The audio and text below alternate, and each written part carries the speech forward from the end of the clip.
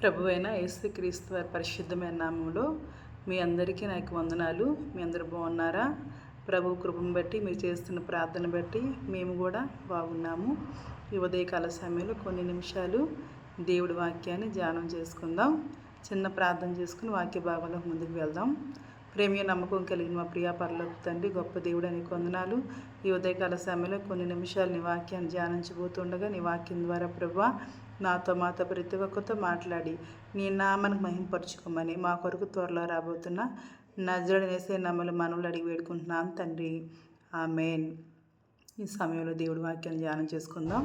యోహాను సువార్త 10వ అధ్యాయము 27వ వచనాన్ని చదువుతూ ఉన్నాను. నా గొర్రెలు నా స్వరము వినును, నేను వాటిని ఎరుగుదును, అవి నన్ను వెంబడించును. దేవుడి మాటలు నా హృదయాలు ఫలింపచేయునుగాక. ఇక్కడ యోహాను సువార్తలో 10వ అధ్యాయం 27వ వచనం దేవుడు మనతో స్పష్టంగా మాట్లాడుతున్నాడు. నా గొర్రెలు నా స్వరము వినును, నేను వాటిని ఎరుగుదును. యేసయ్య మన కాపరి, మనందరం కూడా ఆయన యొక్క గొర్రెలము. మనము యేసయ్య స్వరము వినేవారుగా ఉన్నామా? కాపరి మాట వినేవారుగా ఉన్నామా? దేవునికి లోబడేవారుగా ఉన్నామా? దేవుని చిత్తాన్ని నెరవేర్చేవారుగా ఉన్నామా? ఈరోజు మనం పరిశీలించుకుందాం. ఎవరైతే ఆయన చిత్తాన్ని నెరవేరుస్తారో, ఎవరైతే ఆయన యందు భయభక్తులు కలిగి ఉంటారో, ఎవరైతే ఆయనపై పూర్తిగా ఆధారపడి ఉంటారో వారి జీవితాన్ని దేవుడు ఉన్న స్థితులకి లేవనెత్తుతాడు. పెంట కుప్పల మీద నుంచి దీనుల పైకి లేవనెత్తేవాడు మన దేవుడు. మనుషులను మనం ఎందుకు పనికిరాము అని పక్కన పెట్టినప్పటికీ మహోన్నతుడు మన పట్ల ఎంతో గొప్ప ప్రణాళిక కలిగి ఉన్నాడు. ప్రతి ఒక్కరి పట్ల కూడా దేవుడు ఎంతో ప్రణాళిక కలిగి ఉన్నాడు. మరి భక్తుడైన దావీదు అంటాడు, యెహోవా నా కాపరి అంటాడు. మరి చిన్నప్పటి నుంచి దావీదు ఎంతో భయభక్తులు కలిగి ఉన్నాడు. తన యొక్క తండ్రి అయితే మరి దావీదు ఎందుకు పనికిరాని వంటి వాడు అనుకొని ఒక 4 గొర్రెలు కొని అడవిలోకి ఇచ్చి పంపించాడు.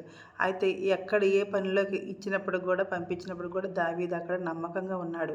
ఆ గొర్రెలు కాసుకుంటూ, ఆ గొర్రెలు మరి పొలంలో మేపుకుంటూ ఆహారం పెడుతూ కాపరిగా ఉన్నాడు. అయినప్పటికీ వాటికి మేపుతున్నాడు, వాటికి సరైన సమయంలో ఆహారం పెడుతున్నాడు. మరి గాయపడిన ఆ గొర్రెలకి కట్లు కడుతున్నాడు, ఆ గొర్రెలు చక్కగా చూసుకుంటున్నాడు. దావీదు ఆ గొర్రెలకు పరిచయం చేయటం ద్వారా, చిన్న చిన్న సేవ చేయడం ద్వారా ఎంతో నేర్చుకుంటున్నాడు.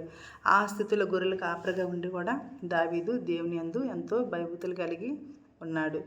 అయితే ఒకానొక సమయం వచ్చినప్పుడు ఆ గొర్రెలు ఎత్తుకుపోవటానికి ఒక ఎలుగుబంటి వచ్చినప్పుడు దావీదు ఆ ఎలుగుబంటిని మరి ఎదిరిస్తాడు. అదేవిధంగా ఒక సింహం వచ్చింది మరి గొర్రెపిల్లని తీసుకెళ్ళటానికి.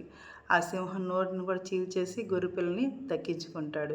ఇంత బలం ఎక్కడి నుంచి వచ్చిందంటే దావీదు అనుదినం కూడా దేవుని యందు భయభక్తులు కలిగి ప్రార్థన చేసుకుంటూ దేవుని వాక్యానికి లోబడుతున్నాడు.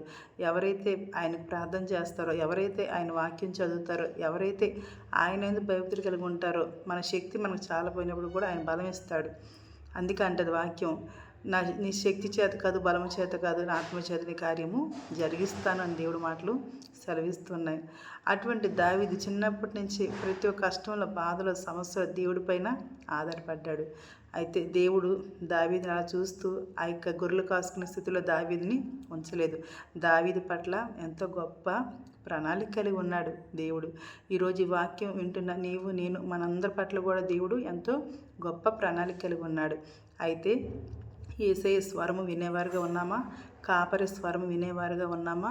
ఈరోజు నీవు, నేను, మనము పరిశీలించుకోవాలి. వాక్యం చెప్తున్న నేనైనప్పటికీ, వాక్యం వింటున్న మీరైనప్పటికీ మనందరినీ దేవుడు చూస్తున్నాడు. మనందరి పట్ల దేవుడు గొప్ప ప్రణాళిక కలిగి ఉన్నాడు.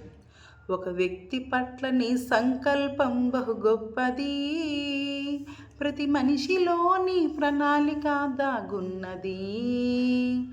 ఒక వ్యక్తి పట్ల నీ సంకల్పం బహు గొప్పది, ప్రతి మనిషిలోని ప్రణాళిక దాగున్నది. ఎన్ని అడ్డలు వచ్చినా ఎన్నటికీ అది మారనిది, ఎన్ని అడ్డలు వచ్చినా ఎన్నటికీ అది మారనిది. నీ చిత్తమే నెరవేరున్నది, మాపై నీ చిత్తమే నెరవేరునది. గొర్రెల మందకు కాపరి, నమ్మకమైన మేపరి, సొంత ఇంటిలో కనిష్ఠుడు, నీ దృష్టిలో శ్రేష్ఠుడు, గొర్రెల మందకు కాపరి, నమ్మకమైన మేపరి, సొంత ఇంటిలో కనిష్ఠుడు. నీ దృష్టిలో శ్రేష్ఠుడు, అందుకే అతనిని పిలిచావు, అందుకే అతనిని పిలిచావు, రాజుగా అభిషేకించావు, పశ్చాత్తాపమే ఔషధమంటూ దావీదుని సుతుల సంఖ్యలు చేర్చావు, దావీదుని ధన్యుని చేశావు. ఒక వ్యక్తి పట్ల నీ సంకల్పం బహు గొప్పది, ప్రతి మనిషిలో నీ ప్రణాళిక దాగున్నది.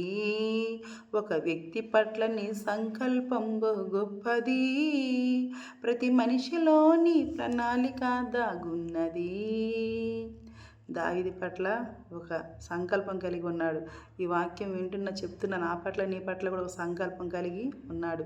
దావీదు ఒకానొక సమయంలో గొలియాతుని ఎదిరించాడు. ఒకే ఒక మాట చెప్పాడు, యుద్ధము యెహోవాదే అన్నాడు. దేవుడు ఒక్క మాటకి దావీదుని ఏం చేశాడు? రాజుగా చేశాడు. ఈరోజు కూడా నువ్వు ఏ సమస్యలో ఉన్నావో, ఏ నలుగురిలో ఉన్నావో, ఏ యొక్క పరిస్థితిలో ఉన్నప్పుడు కూడా నువ్వు కూడా అనాలి, యుద్ధం యెహోవాదే అను, నీకు విజయం నీదే. దేవుడు ఈరోజు మనతో మాట్లాడుతున్నాడు. మనందరి పట్ల కూడా గొప్ప ప్రణాళిక కలిగి ఉన్నాడు. గొర్రెల గృహంలో నుంచి రాజుల గృహాన్ని చేర్చాడు దావీదుని. ఈరోజు మనల్ని కూడా ఈ భూలోకం నుంచి పరలోక రాజ్యం చేర్చడానికి యేసయ్య గొప్ప సమర్థత కలిగిన దేవుడు. ఆ పరలోక రాజ్యం చేరుకోవాలంటే ఆయన స్వరం వినేవారుగా ఉండాలి, ఆయన మాట వినేవారుగా ఉండాలి, ఆయనకు లోబడేవారుగా మనం ఉండాలి. నా గొర్రెలు నా స్వరము వింటాయి, నేను వాటిని ఎరుగుదును అని కాపరి ఆయన యేసుప్రభువారు మనతో మాట్లాడుతున్నాడు. ఆయన స్వరం వినేవారుగా ఉన్నామా? వింటున్నామా? వినట్లేదా? ఈరోజు మనం పరిశీలించుకుందాం. వినకపోతే ప్రభువా నీ స్వరం నేను వినాలయ్యా, నా చెవులకి నీ స్వరము వినిపించండి, చెవు కలిగిన వాడు విన్నుగాక అంటున్నావు ప్రభా. వాగ్దాన పట్ల అక్షరాలా నెరవేర్చండి అని ప్రభు మాటకి మనం లోబడదాం. ప్రభు చిత్తాన్ని మనం మన జీవితాల్లో జరిగించుకుందాం. ఈ కొద్ది మాటలు దేవుడు దీవించును గాక. ఆమె చిన్న ప్రార్థన చేసుకుందాం. ప్రేమ నమ్మకం కలిగిన మా ప్రియ పరలోక తండ్రి, ఇచ్చిన మాటలు మా హృదయాలు నీరు కట్టి ఫలింపచేయని 30 60 మా ఫలింప చేయమని మా కొరకు త్వరలో రాబోతున్న నజరేసే నమ్మల మనలు అడిగి వేడుకుంటున్నాను తండ్రి. Amen, amen, amen.